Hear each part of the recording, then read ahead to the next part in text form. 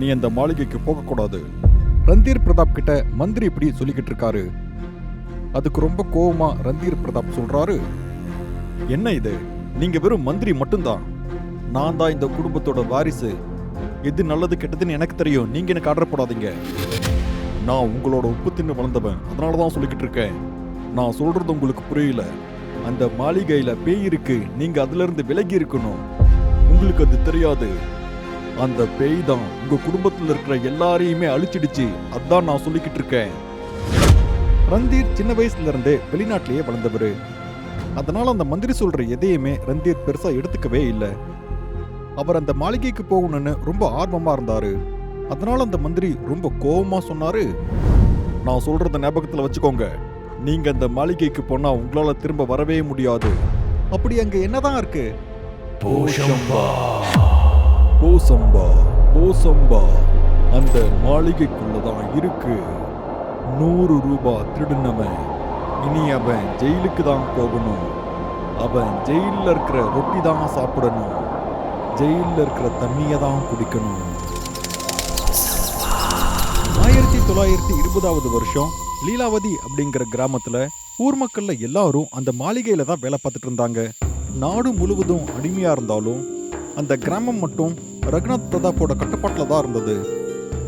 அன்னைக்கு நைட் அந்த மாளிகையில எல்லாரும் பரபரப்பா இருந்தாங்க. ஏன்னா ரகுநாத் பிரதாப் ரொம்ப நாள் கழிச்சு வெளிநாட்டுல இருந்து வர போறாரு.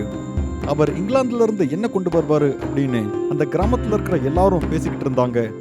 அது சூரிய மறையற நேரம். ஸ்டேஷன்ல ட்ரெயினும் நின்னது. வெளியே குதிரை வண்டியும் தயாரா தான் இருந்தது. ரகுநாத் குதிரை வண்டியில ஏறிக்கிட்டு தான் மாளிகையை நோக்கி போய்கிட்டு இருந்தாரு.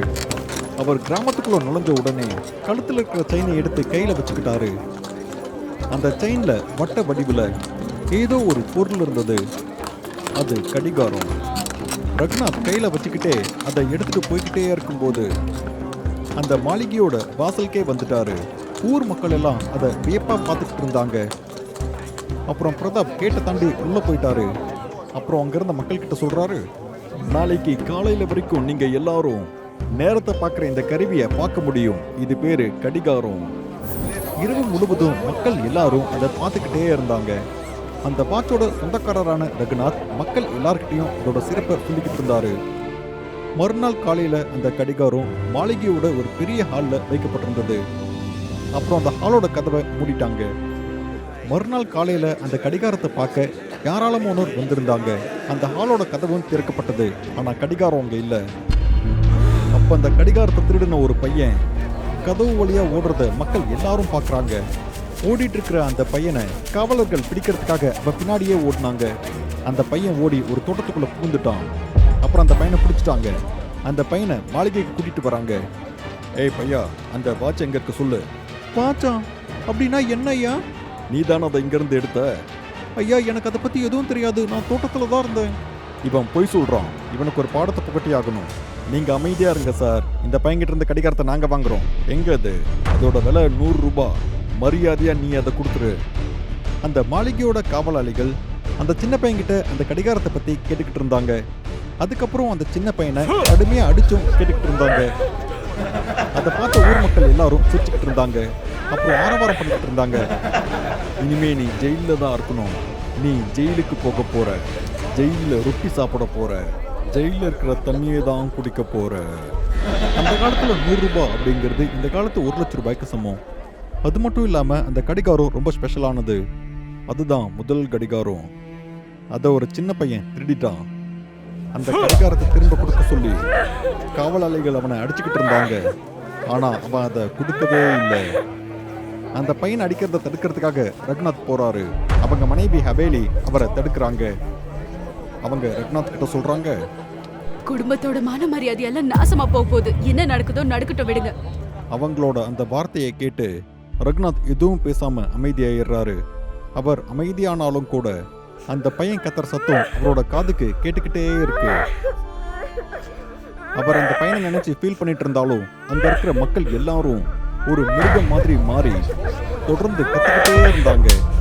கடிகாரத்தை கொடுக்க சொல்லி காவலாளிகள் தொடர்ந்து அடிச்சுக்கிட்டே இருந்தாங்க. இனிமே நீ ஜெயில தான் இருக்கணும். நீ ஜெயிலுக்கு போக போற. ஜெயில ரொட்டி சாப்பிட போற. ஜெயில இருக்கிற தண்ணியை தான் குடிக்க போற. இதெல்லாம் ஒரு கடிகாரத்துக்காகவா? இதெல்லாம் உங்களுக்கு தெரியுமா? நீங்க ஏன் நிறுத்தல? நான் சொன்னதை யாரும் கேட்கல. நான் சொன்ன உங்க அப்பா கேட்டிருப்பாரு. நான் அந்த இடத்துக்கு போறதுக்கு ரொம்ப லேட் ஆயிடுச்சு. நீங்க அந்த மாளிகைக்கு போகாதீங்க. இல்ல, அங்க பேய் இருக்குன்னு சொல்றீங்களா? இருந்தாலும் நான் மாளிகைக்கு போவேன். நான் ஆசைப்பட்டு போகல, பிரயாச்சத்தை பண்றதுக்கு போறேன். ஏன்னா நான் உங்களை மாதிரி இதயம் இல்லாதவன் இல்ல.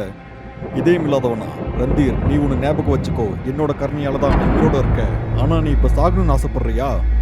ஆமா, நான் போக தான் போறேன். உங்களால் நிறுத்த முடியாது. இப்படி சொல்லிட்டு ரந்தீர் அமைச்சரோட வீட்டை விட்டு வீட்டு வாசல்ல கால் எடுத்து வைக்கிறாரு. வெளியே நின்று அவர் அந்த மாளிகையை பார்க்குறாரு. வானம் மூடி மேகமூட்டம் அதிகமாக இருந்தது. மெதுவா மழையும் பெய்ய ஆரம்பிச்சது. மந்திரி பின்னாடியே போய் அவரை தடுக்கலாம்னு நினைச்சாரு. ஆனா அதுக்குள்ள ரந்தீர் அந்த இடத்துல இருந்து போயிட்டாரு. தான் தடுத்தாலும் அவர் நிற்க மாட்டாரு அப்படின்னு மந்திரி புரிஞ்சுக்கிட்டாரு. அதனால மந்திரி எதுவும் பண்ணாம கையெடுத்து கும்பிட்டு வேண்டிக்க ஆரம்பிச்சாரு. அவங்க அந்த மாளிகையை பார்த்து வேண்டுனாங்க.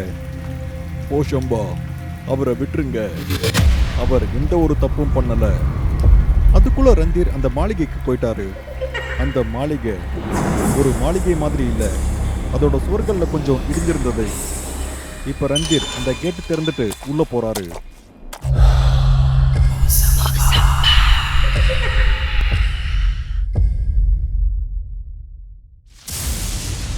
அப்போ ரொம்ப அதிகமா மின்னல் அடிச்சுக்கிட்டு இருக்கு. மாளிகைக்கு உள்ள இருந்த எல்லாமே சிதறி கிடக்கு. பயங்கரமான ரொம்ப இருட்டான அந்த மாளிகைக்குள்ள மெழுகுவர்த்தி எரிஞ்சுக்கிட்டு இருக்கு.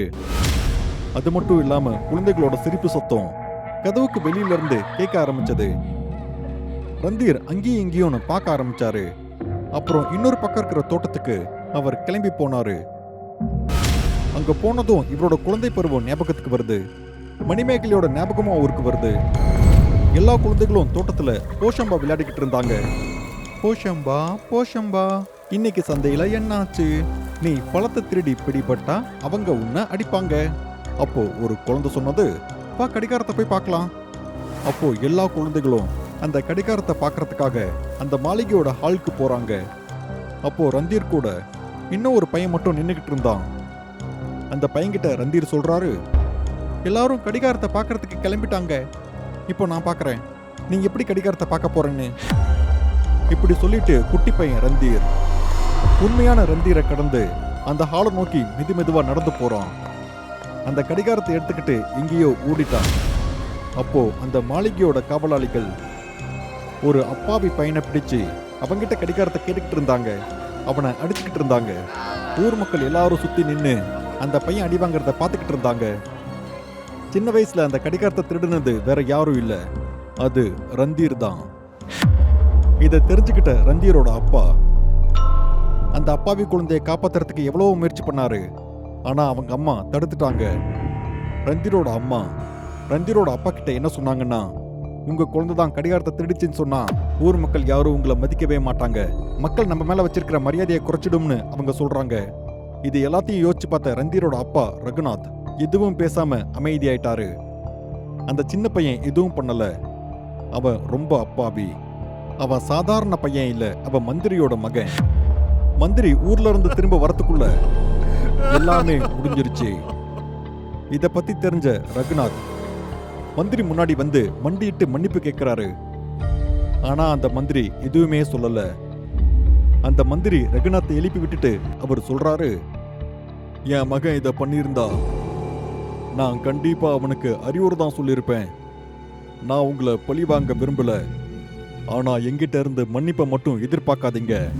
இப்படி சொல்லிட்டு அந்த மந்திரி அந்த மாளிகையை விட்டே வெளியே போயிட்டாரு. அப்புறம் அன்னைக்கு சாயங்காலம் அந்த மாளிகையோட சூழலே மாறுது. அந்த மாளிகையை சுத்தி கருமேகங்கள் சூழ்ந்துருது. இரவு வந்ததும் அந்த அரண்மனையை சுத்தி ஒரு குரல் எதிரொலிச்சுக்கிட்டே இருந்தது.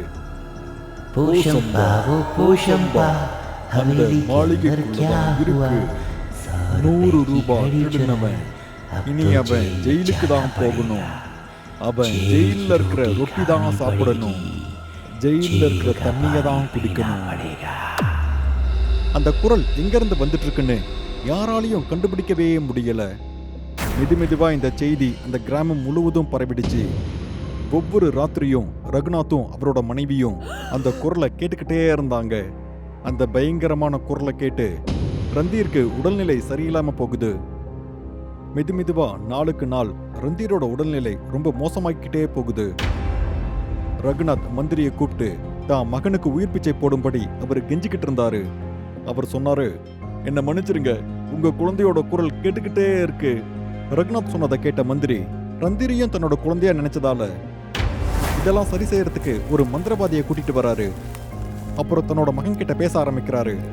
அந்த மந்திரியோட மகனோட ஆத்மா அந்த மாளிகையை விட்டு வெளியே போறதுக்கு விரும்பல. அந்த மாளிகையில இருக்கிற எல்லாரையும் கொடுமையா கொல்லணும்னு ஆசைப்பட்டது. உடனே அந்த மந்திரி தான் மகனோட ஆத்மா கிட்ட ரந்தீரை மட்டும் விட்டுரு அப்படின்னு கையெடுத்து கும்பிட்டு கேட்டுக்கிட்டாரு. ஏன்னா ரந்தீர் எந்த தப்பும் பண்ணல. இதெல்லாம் ரந்தீர் தெரிஞ்சே பண்ணல. உண்மையான குற்றவாளி ரகுநாத்தும் அவரோட மனைவியும் தான். இதெல்லாம் கேட்ட அந்த சின்ன பையனோட ஆத்மா அங்கிருந்து மறைஞ்சிருது. உடனே மந்திரி ரகுநாத் கிட்ட சொல்றாரு, நான் என் பையனோட ஆத்மா கிட்ட பேசினேன். நான் அவன்கிட்ட சொன்னேன், அவன் உங்க பையனை எதுவும் பண்ண மாட்டான் அப்படின்னு சொல்லியிருக்கான். ஆனா அவன் இந்த மாளிகையை விட்டு வெளியே எங்கேயும் போக மாட்டான். இப்படி சொல்லிட்டு அந்த மந்திரி ரந்தீரை மட்டும் தன்னோட கையில எடுத்துக்கிட்டு அந்த மாளிகையை விட்டு வெளியே வந்துட்டாரு. அவர் போன உடனே அந்த மாளிகையோட கதவு தன்னால முடிக்குது. அப்போ அந்த மாளிகையிலிருந்து பயங்கரமான சத்தம் கேட்டது. ரந்தீர் அலறி அடிச்சு போய் கண்ணை திறந்து பார்க்கறாரு. அவர் இப்போ அதே மாளிகையில தான் நின்றுகிட்டு இருக்காரு. அவர் எந்த ஹால்ல இருந்து கடிகாரத்தை திருடிட்டு போனாரோ அதே ஹால்ல தான் இப்போ அவர் நின்றுகிட்டு இருக்காரு. அப்போ திடீர்னு அவருக்கு ஒரு குரல் கேட்குது. அந்த குரல் ஒரு சின்ன பையனோட குரல், கோஷம்பாவோட குரல். கோஷம்பா கோஷம்பா இன்னைக்கு சந்தையில என்னாச்சு? நீ பழத்தை திருடி பிடிபட்டா அவங்க உன்னை அடிப்பாங்க. நீ எவ்வளோ வளர்ந்துட்ட ரந்தீர், ஆனா என்ன பாரு, நான் சுதந்திரமாவும் இல்ல வளரவும் இல்ல. பங்கஜ், நான் ரொம்ப வருத்தப்படுறேன். என்னால தான் உனக்கு இந்த நிலைமை. நான் தான் குற்றவாளி. நீ எனக்கு என்ன தண்டனை கொடுத்தாலும் நான் அதை ஏத்துக்கிறேன். கண்டிப்பா தரேன். பங்கஜ் அப்படி சொன்ன உடனே அந்த மாளிகையில இருந்த எல்லா மெழுகுவர்த்தியும் அணைஞ்சிடுச்சு. அப்புறம் ரந்தீர் அப்படியே தானா காத்துல பறந்துகிட்டு இருந்தாரு. கை கால்கள் எல்லாம் அப்படியே தொங்கிட்டு இருந்தது. யாரோ தான் முதுக பிடிச்சி தூக்கிட்டு இருக்கிற மாதிரி அவர் அப்படியே காத்துல பறந்துகிட்டு இருந்தாரு. அப்ப பங்கஜோட ஆத்மா காத்துல பறந்துட்டு இருக்கிற ரன்வீரோட மரத்து பக்கத்துல போய் அங்க பேச ஆரம்பிச்சது. அந்த குரல் அந்த மாளிகை முழுவதும் எதிரொலிச்சது. நீ ஜெயிலுக்கு போக போற, ஜெயிலுக்கு போய் ரொட்டி சாப்பிடு, ஜெயில கொடுக்கிற தண்ணிய குடிச்சு ஜெயிலையே செத்து போயிரு. ரந்தீர் மகனே, எழுந்துரு, காலையில் ஆயிடுச்சு. அப்பா, எத்தனை தடவை சொல்றது, நான் ரந்தீர் இல்ல அப்பா, நான் தான் உங்க பையன் பங்கஜ். பயங்கரமா இருக்கிற இந்த மாதிரியான கதைகளை பார்க்கறதுக்காக டூடு டிவி ஹாரர் தமிழுக்கு உடனே சப்ஸ்கிரைப் பண்ணுங்க. அப்புறம் உங்களோட கதையும் இந்த உலகத்தில் இருக்கிறவங்க பார்க்கணுன்னு நீங்க ஆசைப்பட்டீங்கன்னா உடனே டூடு டிவி மெயில் அட்ரஸ்க்கு உங்களோட கதையை அனுப்புங்க. அடுத்த பயங்கரமான கதை உங்களோட தான் இருக்கிறதுக்கும் வாய்ப்பு இருக்கு.